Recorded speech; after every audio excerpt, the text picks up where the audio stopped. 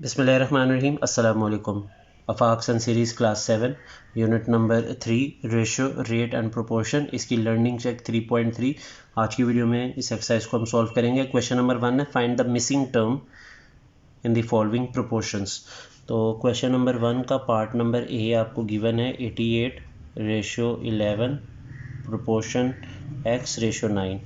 तो इसमें आपने करना ये है, जब आपको प्रोपोर्शन दिया हो तो आपने फर्स्ट टर्म को लास्ट से मल्टीप्लाई करना है और सेंटर वाली जो दो टर्म्स हैं इनको आपस में मल्टीप्लाई करना है। आपने ये याद रखना है कि पहली और आखिरी जो टर्म होती है किसी भी प्रोपोर्शन में उसको हम एक्सट्रीम्स कहते हैं, यानी ये 9 और 88 वाली जो जगह है इसको एक्सट्रीम्स, और जो सेंटर में जगह होती है इसको मीन्स। तो यहाँ पे आप लिख लें product of extremes is equal to product of means. Product का मतलब है मल्टीप्लाई करना है, तो प्रोडक्ट आपने एक्सट्रीम्स का ले लेना, यानी 88 multiply by 9 is equal to product of mean से मुराद है अपने सेंटर वाले दोनों नंबर्स को मल्टीप्लाई करना है। अब यहाँ पे 11 जो है वो x से मल्टीप्लाई हो रहा है, जब दूसरी तरफ जाएगा तो ये डिवाइड हो जाएगा, यहाँ पे x रह जाएगा। 11 1 टाइम्स 11 8 टाइम्स 88, 8 को 9 से मल्टीप्लाई करें तो ये 72 आ जाता है। पार्ट बी है 13:52 प्रोपोर्शन 15:x। तो यहाँ पे आपने लिख लेना है product of extremes is equal to product of means. मैंने यहाँ पे शॉर्ट फॉर्म लिखी, आपने फुल फॉर्म लिख लेनी है इसकी। तो फर्स्ट टर्म को आपने लास्ट से मल्टीप्लाई करना है, यानी 13 को आपने x से मल्टीप्लाई करना है, और मीन्स में आपने सेंटर वाली जो दो टर्म्स हैं उनको आपस में मल्टीप्लाई करना है। 13 इधर x से मल्टीप्लाई हो रहा है, दूसरी तरफ जाके ये डिवाइड हो जाएगा। 13 1 टाइम्स और 13 4 टाइम्स 52। 4 को 15 से मल्टीप्लाई कर दें तो आपके पास आ जाता है 60। पार्ट सी है x रेशो 200 प्रोपोर्शन 65:100। तो product of extreme is equal to product of mean. तो आपने x को मल्टीप्लाई कर देना है 100 से, और मीन वाली जगह पे 200 को 65 से।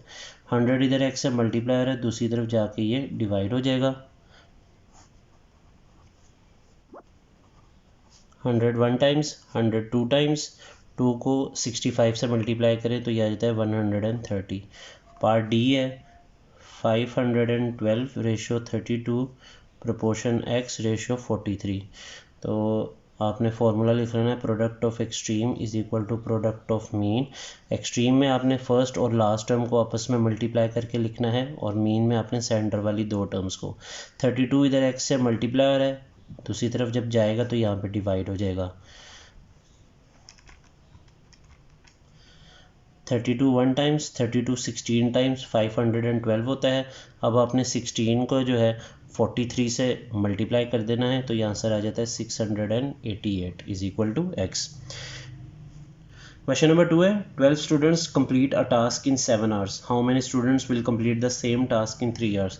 तो क्वेश्चन नंबर 2 में आपको दो चीज़ें गिवन है, एक है स्टूडेंट्स और दूसरी चीज़ है आवर्स। तो स्टूडेंट्स जो है आपको पहले दिए है 12, और वो काम कर लेते हैं 7 घंटों में। आपने ये बताने कितने स्टूडेंट्स होंगे अगर वही काम 3 घंटों में करना है। अब आपने यहाँ पे दो चीज़ें समझ लेनी है, एक है डायरेक्ट प्रोपोर्शन और एक है इन्वर्स प्रोपोर्शन। डायरेक्ट प्रोपोर्शन क्या है कि आपने ये देखना है कि जैसे 12 स्टूडेंट्स जो हैं वो 7 घंटे में एक काम कर लेते हैं। अगर घंटों की तादाद हम कम कर दें, यानी हम चाहते हैं कि टाइम कम लगे और काम जो है वो ख़त्म हो जाए, वही काम ख़त्म हो जाए, और टाइम लेकिन जो है वो अब कम लगे, तो स्टूडेंट लाजमी बात है आपको ज़्यादा चाहिए, क्योंकि आपने टाइम जो है वो अब कम लेना है काम ख़त्म करने के लिए, तो स्टूडेंट्स की तादाद आपको ज़्यादा चाहिए। तो आप यहाँ पे गौर करें कि जो घंटे हैं वो कम हो रहे हैं, जबकि स्टूडेंट्स की तादाद ज़्यादा हो रही है। एक चीज़ ज़्यादा हो रही है, एक चीज़ कम हो रही है।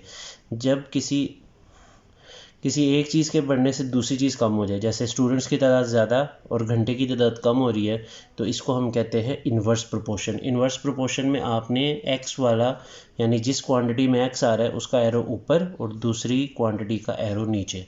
अब जिसका एरो ऊपर लगाते हैं आपने उसको इस तरह लिखना है कि नीचे वाली टर्म को ऊपर और ऊपर वाली टर्म को नीचे, दरमियान में इक्वल लगा लें, और जिसका एरो आप नीचे लगाते हैं उसको एज इट इज़ आपने लिख लेना है।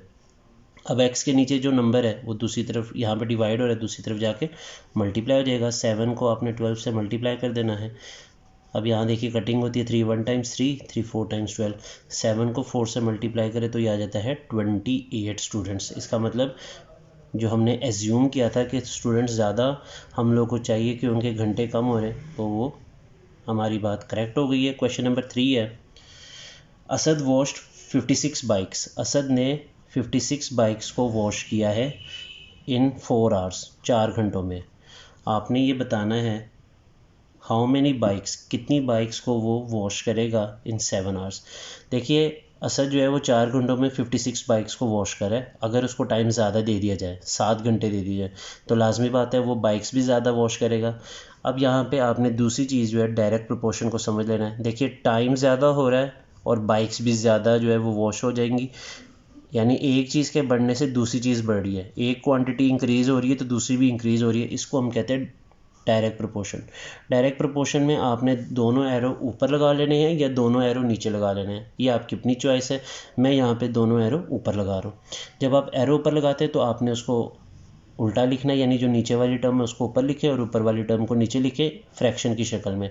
दरमियान में इक्वल 7 को मैं ऊपर लिखूँगा, क्यों, एरो ऊपर है, और 4 को नीचे। 56 इधर एक्स के नीचे डिवाइड हो रहा है, दूसरी तरफ जाके मल्टीप्लाई हो जाएगा। अब आप 4 से कटिंग कर दें, 4 1 टाइम्स 4, 4 1 टाइम्स 4, 1 कैरी, 4 4 टाइम्स 16। 14 को आपने 7 से जो है वो मल्टीप्लाई कर देना है, तो यह आ जाता है 98 बाइक्स। क्वेश्चन नंबर 4 है, अहद पेड ₹630। अहद ने 630 रुपये जो है वो ख़र्च किए हैं for the pack of biscuits, 7 PACS of biscuit. तो 7 पैक ऑफ बिस्किट जो है, बिस्किट के 7 पैकेट उसने ख़रीदे और 630 रुपये उसने खर्च किया। हाउ मैनी बिस्किट्स, आपने ये बताना है कि कितने पैकेट्स जो हैं बिस्किट्स के वो आ जाएंगे। Can he buy for ₹1260। तो आहद के पास 630 रुपये से उसने 7 पैकेट खरीद, तो आहद ने 630 रुपये के 7 पैकेट ख़रीदे। अगर उसके पास पैसे ज़्यादा हों, 1260 रुपये हो, तो आपने ये बताना है कि वो कितने पैकेट खरीद लेगा। पहले आपने एरो की बात करनी है।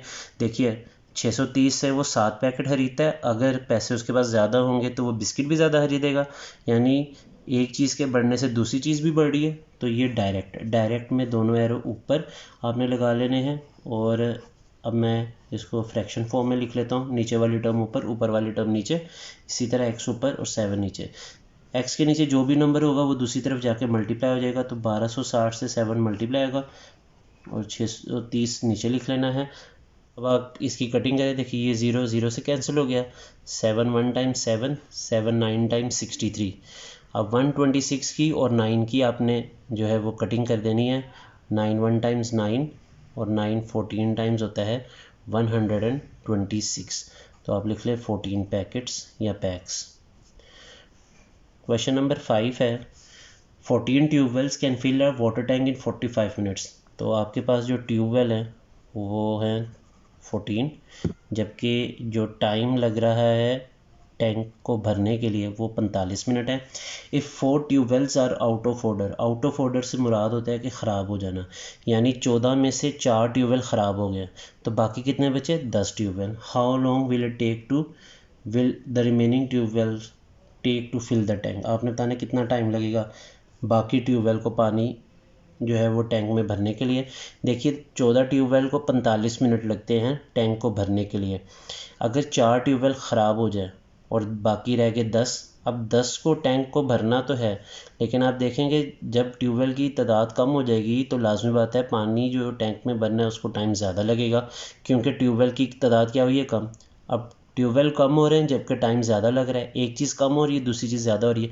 इसको कहते हैं इन्वर्स। इन्वर्स में एक्स वाली टर्म जिसमें आ रही होगी उसका एरो ऊपर और दूसरे का एरो नीचे। अब मैं इसको लिख लेता हूँ 14/10 और इसको लिख लेता हूँ x/45। 45 x के नीचे डिवाइड हो रहा है, उधर जाके 14 से मल्टीप्लाई हो जाएगा। अब आप इसकी कटिंग कर दें, 2 5 टाइम्स 10, 2 7 टाइम्स 14, 5 1 टाइम्स 5, 5 9 टाइम्स 45। 9 को 7 से आप मल्टीप्लाई कर दें तो यह आ जाता है 63 मिनट्स। क्वेश्चन नंबर 6 है, 12 man can build a wall in 9 days। 12 आदमी जो हैं वो 9 दिन में एक दीवार तैयार कर लेते हैं। तो एक मैं हेडिंग बना लूँगा, एक हेडिंग हम बना लेंगे मैन और एक बना लेंगे डेज़। तो 12 आदमी 9 दिन में एक दीवार खड़ी कर लेते हैं। How many man can build the same building in 4 days। अगर आपने वही बिल्डिंग तैयार करनी है 4 दिन में तो कितने आदमी आपको चाहिए होंगे? 12 आदमी 9 दिन में एक दीवार तैयार करें।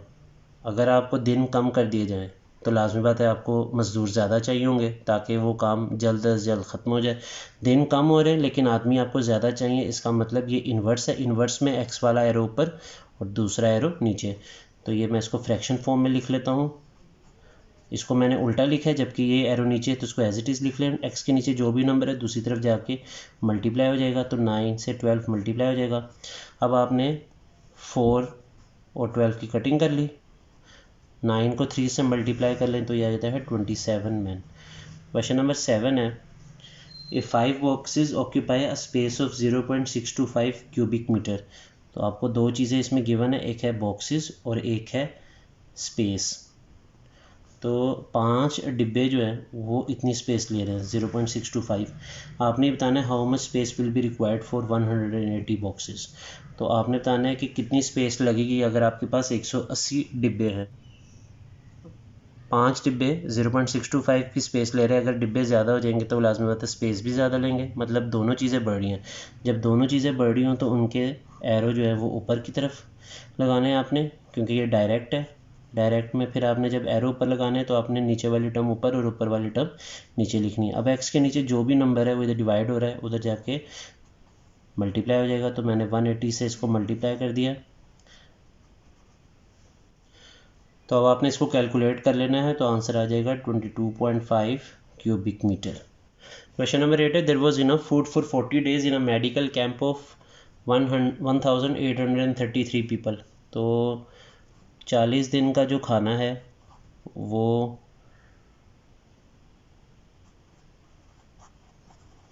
1833 पीपल के लिए काफ़ी है। आपने बताना है how many people may leave the camp. आपने बताना है कितने आदमियों को इस कैंप से हम निकालें ताकि वही खाना जो 40 दिन में ख़त्म हो रहा था अब वो 60 दिन में ख़त्म हो।